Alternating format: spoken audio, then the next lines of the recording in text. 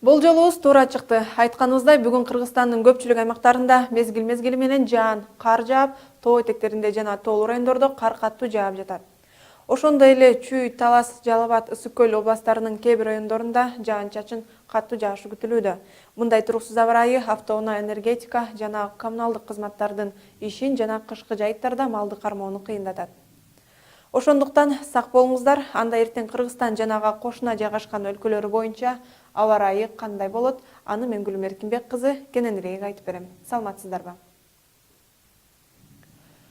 Жаан-чачындуу циклон Борбор Азия өлкөлөрүнүн көпчүлүк аймактарына эртең жетет. Бирок Кытайдагы кыргыздар жашаган Ак Суу шаарына таасири тийбейт. Ошондуктан бул жерде күн ачык болуп, абанын температурасы +10 градусту түзөт. Циклондун таасири Үрүмчүгө жетиши мүмкүн. Шаарда абанын температурасы төмөн болгондуктан жаан ордуна кар жаайт.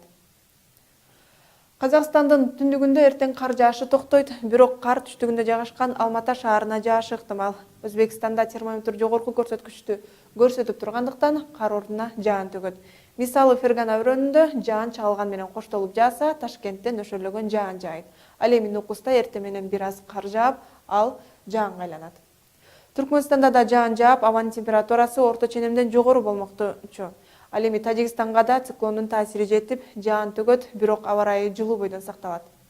Кыргызстанда 18 ноябрда түнкүсүн көпчүлүк аймактарда мезгил менен кар жаап, айрым жерлерде катуу жаашы күтүлөт.